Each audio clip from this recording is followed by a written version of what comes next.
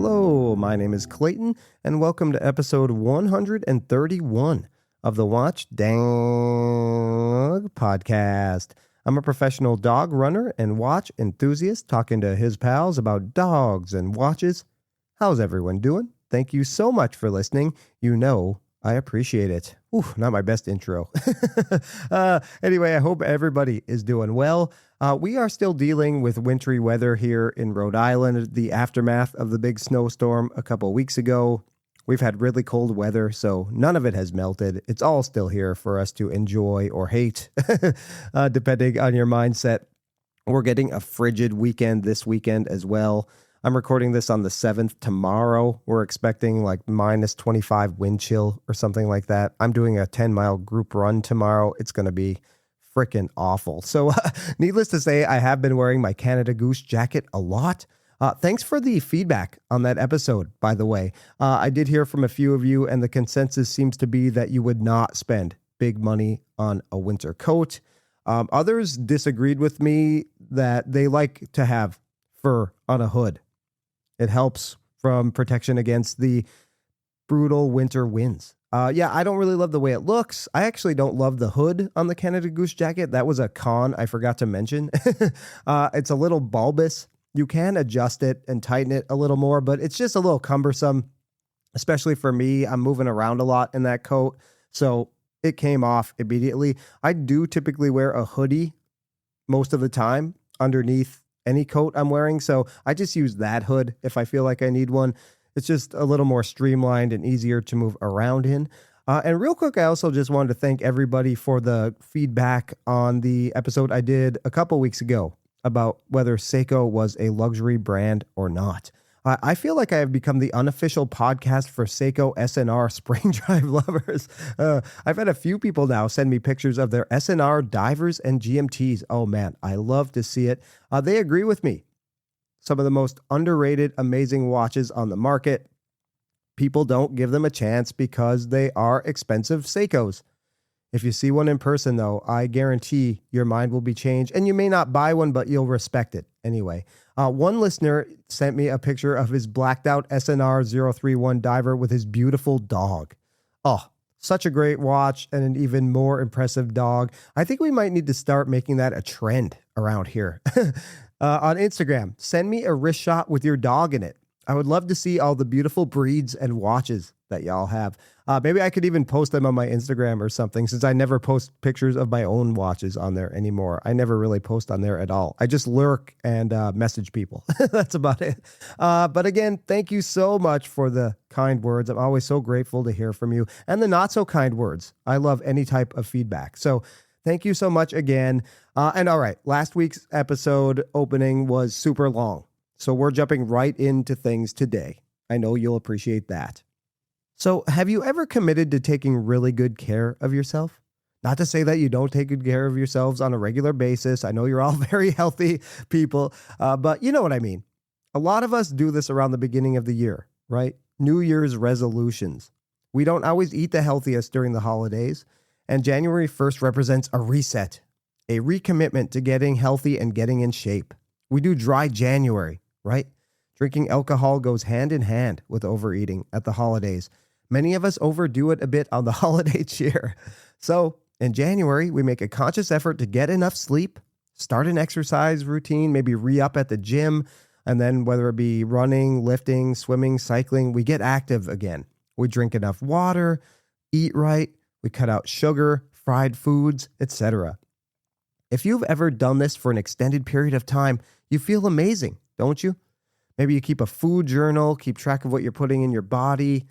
I exercise a lot. I exercise for my job, dog excursion business. I run a lot on the weekends. But I wouldn't say my diet is the best. I definitely don't drink enough water. I use my abundance of activity, as an excuse to kind of eat whatever I want to. I'm in my late 40s now. I can't get away with that like I used to. My metabolism has slowed down big time. Sugar is my weakness. There was a time about 10 years ago where I gave it up completely for a couple months. I was really strict about it. I have never looked and felt better than I did during that time. I've kind of always had sort of a pudgy baby fat face, even though I'm a thinner guy. My face thinned out. People noticed and said, boy, you lost some weight. I had that Ozempic face, but got it the all natural way, right? Right. But eventually sugar came back into my life and I have not been able to kick it like I did for that time in 2016. Hydration.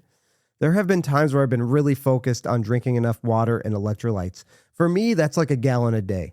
A normal person is supposed to have about 64 ounces per day, 8-ounce glasses. That's 64, right? Research is all over the map on that, but that's kind of what we've been told. With my level of activity, sometimes 5 or 6 hours a day of hiking, running, and walking, I need more than that. I rarely even get to 64 ounces, though. I'm so bad. Ugh. Those times in my life where I have drank enough water, though, I felt awesome. Despite going to the bathroom all the time, I'm on the road a lot, so that's tricky.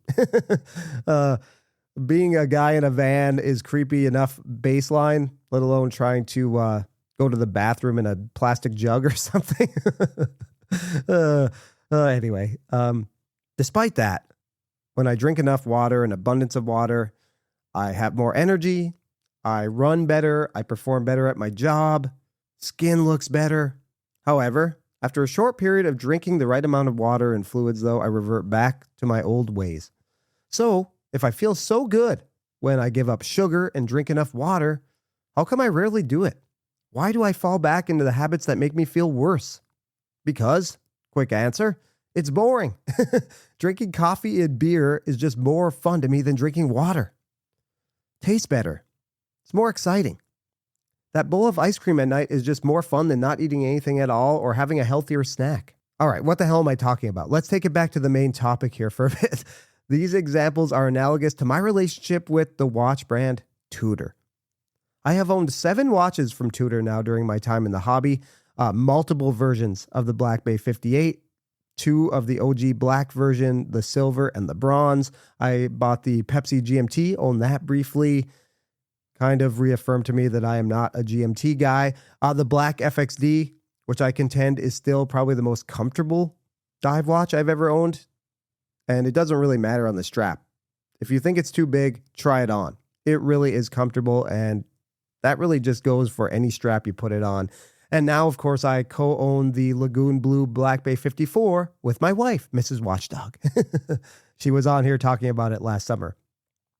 No matter what I've had in my watch box to compete with the Tudors, they have been some of the most rock-solid watches I've ever owned. Stand up against any other brand, in my opinion.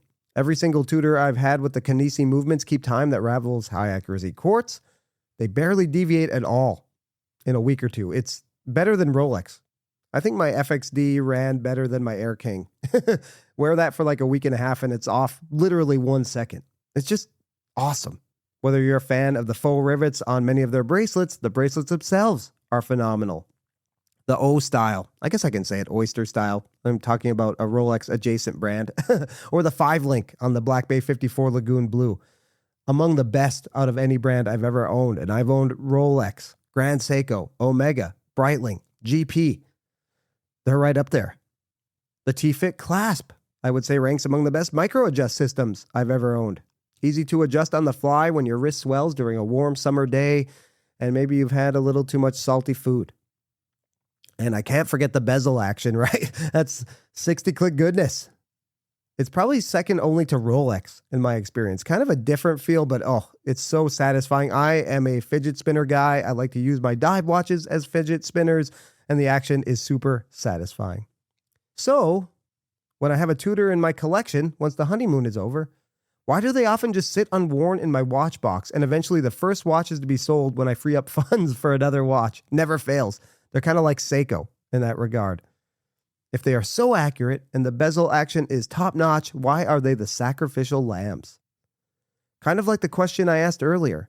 If I feel so good when I give up sugar and drink enough water, why do I often fail at both of those things? Because, again, it's boring. Ice cream at 10 at night is a lot more exciting than a bowl of steamed cauliflower. That's like the most disgusting thing I could think of subbing ice cream with. Ugh. I know cauliflower is good for me, but oh man, it has to be the right time and place. And 10 at night when I have a craving is not the time or place. I guess I should just have steamed cauliflower on hand and force myself to put it in the microwave. Maybe that'll turn me off and just make me go to bed. 3 cups of coffee in the morning sound way better to me than 3 tall glasses of water. Is that it then? Are Tudor watches just a little too safe and boring? Too perfect, perhaps? Let's dig into it a little more. Okay, famously, right, Tudor's slogan is what? Born to dare. However, I think most of us would agree that Tudor's designs, for the most part, are anything but daring. They make a great watch, of course, but the majority of their designs are, let's face it, derivative of legendary Rolex models, right? If any brand can do it, they can, of course. They were founded by the same guy. They have every right. But still, the BB58 is, of course, modeled after a vintage sub. The Diet Pepsi GMT, as it's called, the Tudor Black Bay Pepsi GMT is modeled, speaks for itself, what it's modeled after. And we can go on down the line from there. The pieces they have had that were original and daring, for the most part, are quite unpopular and have disappeared from the lineup for the most part. The North Flag. Everybody wants them to reissue that watch. Nobody bought them. They were a little out there. They were a little quirky. It was Black Bay mania. Maybe it would be a little different now that the Black Bay craze has settled down a little bit. But yeah, nobody bought those. The Advisor alarm watch. That is talked about and waxed poetically about online, talked about so positively.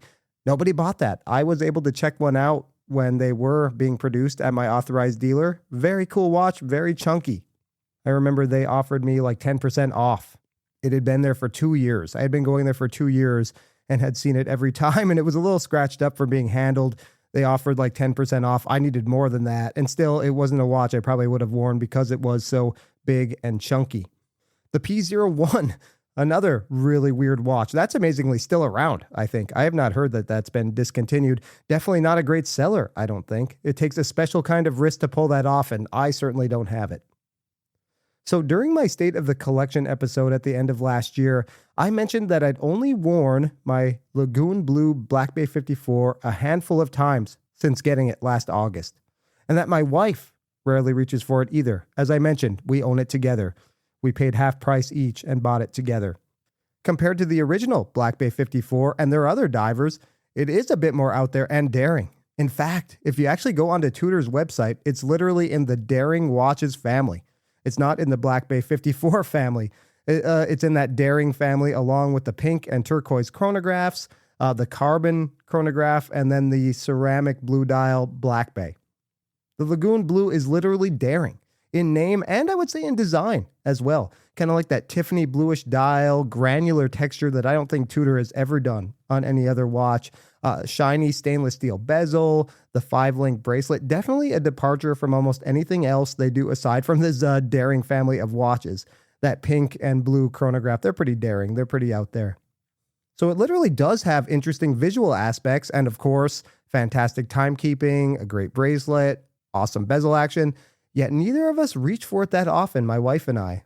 And it even has an emotional attachment. My wife and I bought it together for our anniversary gift to each other. We did an episode of the podcast talking about it, which was really special for me. I know it was kind of a pain for her, but it was really special for me to have her on. I recently bought her a 36.5 millimeter mother of pearl dial Oris Aquis at the holidays, and she's been wearing that a ton. I think in the short time she's had that, she's worn it much more than she's ever worn the Black Bay 54. I've been making a conscious effort to try and fit it in a little bit more, and every time I do, I like it. I'm wearing it now as I record. Despite the purchase area not being ideal, since it's a smaller watch at 37 millimeters, the bezel action is just so buttery smooth and fun, as I've said a million times here. I think some watches demand to be worn, and this one, despite everything good about it, despite our emotional attachment to it, it just doesn't. Yeah, it will never leave the collection, though. As I've said before, it does have sentimental value for me and my wife, and she does not sell things, so she would never agree to move this on. Even if we never wore it again, it would stay in the collection, non-negotiable. But we will wear it. And I might be doing a bit of a collection slim down here in a bit. More to come on that in future episodes. So it will probably get even more wear than it has this year. That's for sure. I think it also has a more summery vibe to it as well. We got it at the end of summer, and then I went right into wearing my Detroit Lions Breitling Chronomat. So I think when the nice weather comes back, if it ever comes back eventually, it's very cold outside right now, and they've upped the forecast to like 4 to 8 inches of snow. So summer will come someday, I hope. It will definitely get more wrist time in the summery months, though, I think that's for sure. So how about other Tudor watches I have owned? The original Black Bay 58, the black one, the OG. When I got into the hobby, that was already a legendary watch. You know, it still is in many ways, but maybe doesn't have the same cachet as it used to. But definitely 7, 8 years ago, it was a legend. I had not owned a Submariner yet. I had not owned a Rolex yet at all. Even back then, I knew I was more into that sort of aluminum bezel vibe that the Tudor Black Bay 58 gives off, retro styling. I was attracted to that. So I remember finally buying it and feeling like I was a real watch collector. I was young and impressionable yet in the hobby. So I really felt like I was a cool kid. It was so nice. I didn't mind the faux rivets like everyone seems to hate. I liked the gilt on the dial, the touch of red at the bezel pip. I was really just forming my sense of what I really look for in watch design, though, and eventually it was just a little too reserved and conservative. I was drawn to the weird stuff. This was just a little too perfect. I was constantly looking for a flaw, and I just couldn't really find one. It's kind of like eating right and drinking enough water, right? I need some danger in my life. I need some excitement. I need some potato chips. Even though it's the morning, I could definitely go for some. Anyway, so I sold that one, and I did go for something a little more bold in Tudor's lineup. Same watch, different material. The BB58 bronze. It was only available at Tudor boutiques, something I found interesting. You know, a little more exclusive, perhaps. Had the DNA of that original Black Bay 58, but a little more unique. A full bronze watch. You just don't see that very often. Case and bracelet, right? Especially from a bigger brand like Tudor. So I loved the character. The person I bought it from absolutely hated that it turned his wrist green. I found that exciting. The science experiment aspect of it. I really love that. I find some imperfections and quirks anyway very exciting. Puts me over the edge on whether I'll keep a watch or not. Where some people might hate that, I'm a little more drawn to it. Maybe it's a contrarian attitude, but I don't know. Whatever it is, I'm drawn to that. Tudor watches really hadn't given me that excitement in the past. Like I said, too safe, too perfect. You get it in spades with the Black Bay 58 bronze, though, of course. With the patina, bronze gets. However, I consolidated when the Moser came along, and I had to put things on the chopping block. The Black Bay 58 bronze was the first thing to go. Then came the Black Bay 58 925, made out of 925 silver. Yet another seemingly perfect dive watch made out of an imperfect material, right? Silver tarnishes, much like bronze, in a different way, and it's also soft. So could gain as much, if not more, character through patina than the Black Bay 58 bronze. The taupe dial was unique to me as well, and it went with so many different straps. However, eventually the softness of the material could eventually compromise the functionality of the watch. Like I said, I did so many strap changes. I actually felt like I was widening the lug holes. So eventually there came a time when I moved on from that one as well.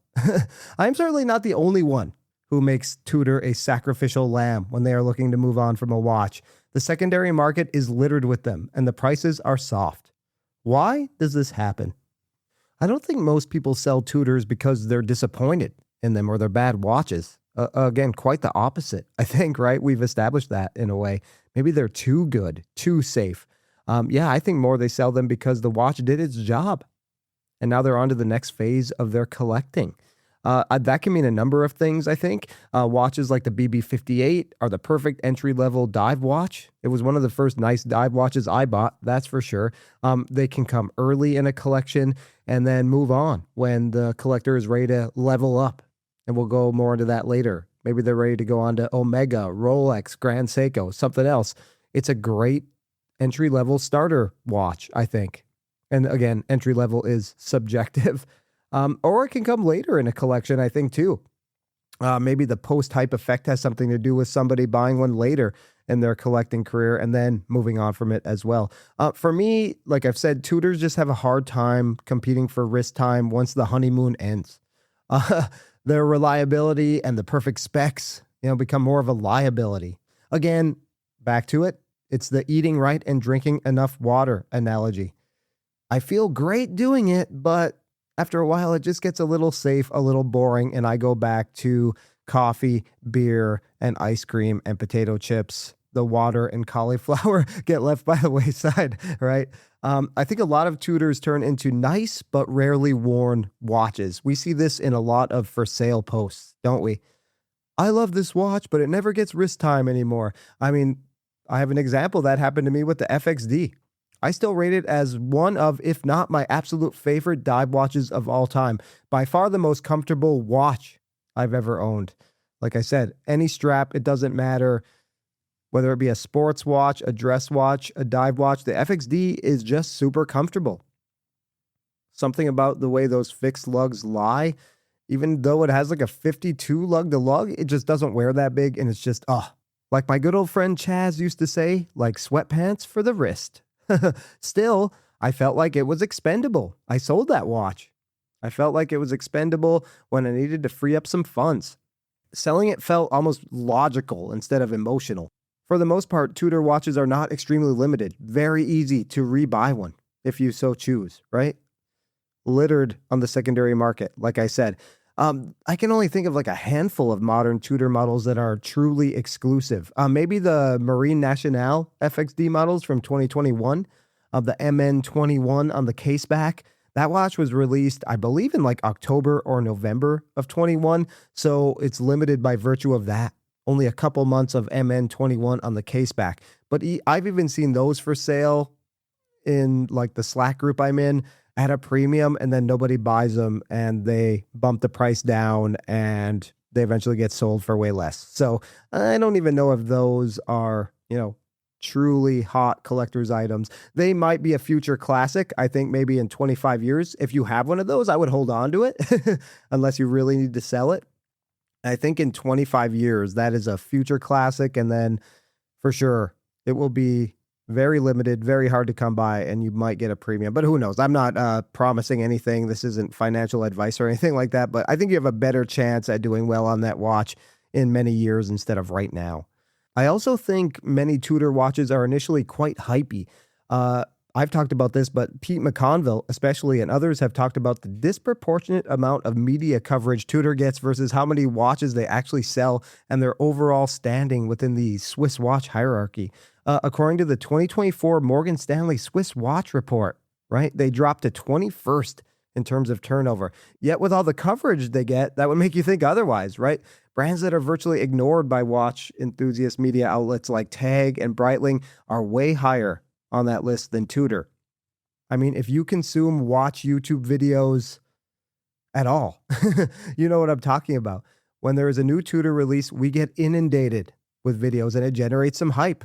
Many of their new releases trade at or above retail for a short time on the secondary market anyway. Do not buy a Tudor at those prices. They will almost certainly come down. Countless models were like that. The original Panda Black Bay Chrono, remember that was trading for, I don't know, 1,000, 2,000 above because they were kind of hard to get at first. Demand settled down, and now you can routinely walk into your Tudor authorized dealer and get your hands on one of those. The bronze Black Bay 58, I know, traded at a premium for a while because it was only available at the boutiques. And then it came back down to earth. I got less than what I paid for mine, that's for sure. The MN FXDs also, like I said, everybody thought they were going to be kind of limited because, MN22, MN23, MN24, it's only a year of that particular case back. Still, they trade below retail. You can get one of those for under $3,000 if you know where to look, for sure, all day long. They all demanded a premium initially, and now you can get any of those, like I said, for well under retail on the secondary market. Some still do okay, like the turquoise and pink chronographs, I think still trade above retail. European Watch Company has my Lagoon Blue on sale for over retail right now. I think at like $5,900. We bought that for $4,300, I want to say, and we split the price. So I get to wear this Tudor for, like $2,100 or whatever. Now it's, I think retails for $4,700 something dollars US, and European Watch Company has it for $5,900. So that one's still trading a bit above retail. I don't think it's that hard to get. Last time I went into my local authorized dealer, they routinely don't have a lot of the hard to get Tudors. They had one just sitting there waiting to be bought. So yeah, I don't think it's all that challenging to get either. So I think fear of missing out goes into things as well. Like I said, when I originally bought my Black Bay 58, I felt like I was in the cool kids club, right? People like Britt Pierce and Adrian are always waxing poetic about Tudor, so you might feel like you want to be part of that cool club. And then let's return to that idea of leveling up from a Tudor, like I talked about a little bit earlier. Although I personally think Tudor dive watches are better for what I like in a diver anyway versus the S&P 300. Bezel action, bracelet, all that stuff I think is better on the Tudor personally, subjectively. The S&P is considered a step up versus almost anything Tudor does, right? And I think even Pete McConville has said it before. The Pelagos or like that 41 millimeter Black Bay, the Metis certified 41 millimeter Black Bay, that's the best of what Tudor do. The S&P is on the lower rung of what Omega does. So you also have to keep that into perspective. The S&P is a step up, definitely. So maybe you sell that Tudor to get into Grand Seiko, Rolex, Omega, Breitling, name a brand. I think a lot of people do that. And let's be honest, most authorized dealers that sell Tudor also sell Rolex. What goes a long way to helping you get that Rolex you want? Purchase history, right? I think Tudor is often bought to establish purchase history, plain and simple. Funny story. Here in Rhode Island, we have a Rolex authorized dealer and a separate Omega authorized dealer within a couple miles of each other. I remember one day going into the Omega authorized dealer and looking at their pre-owned section. It was full of Tudor watches, all appearing to be like brand new in box. Just not even worn, still stickered. I got to talking to the sales associate and asked him what was going on with all of these Tudor watches. He said they have a customer who goes to the Rolex AD, buys Tudor watches in hopes of inching up that mythical waiting list, and immediately drives to their place to offload them. I don't think that's terribly uncommon at all. Then there's the aspect of how Tudor watches actually wear.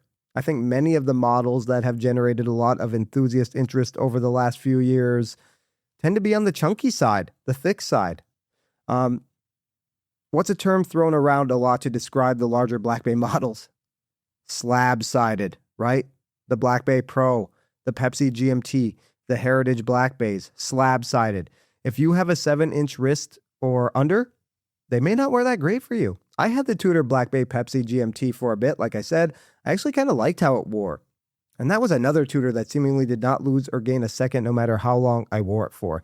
Those movements are impressive, man. If accuracy is your thing and you can't really afford Rolex or Omega, Tudor just nail it with that. You will never be late. If you're late with a Tudor, that's on you. The Black Bay Pro is another one that gets panned for being too thick and slab-sided. I think it's a little overstated how thick it is, actually. I've never worn it for any long period of time, but every time I've had one on wrist, I don't think it's nearly as bad as everybody says it is on the internet. But yeah, I think that can definitely be an issue as well. It's kind of like my ongoing love and affection for the Seiko Marine Master 300. I bought a couple. I tricked myself into believing it worked. And then even when it didn't work the first time, I still bought another one. So I think many of us just think we can pull something off. And even when we try it on at the AD, because you're only wearing it for, less than a minute? I can do this. And then you get it home and it's too heavy, it's too thick, and it becomes a burden to wear. You look forward to taking it off more than you look forward to putting it on. So then you sell it. I think that's another big reason people move on from Tudor watches.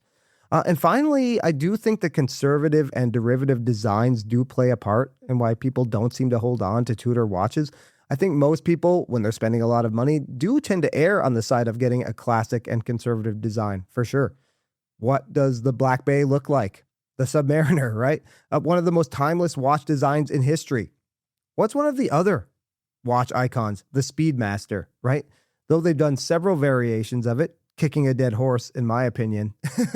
But the base model still looks like it did when it went on the moon.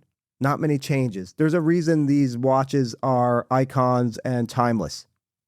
The design, it's just safe. It's simple. For many, though, including myself, I think these conservative options are more of a gateway into the world of luxury watches when you're still trying to figure out what the hell you like when it comes to watches, right? We trial and error. And unfortunately, that means spending money and losing money. unless you just try things on and do it that way. I jumped head in and just bought stuff. You don't have to buy everything you like. I think if I've learned one thing in my time in the hobby, it's don't buy everything you like. But I did that, so here we are.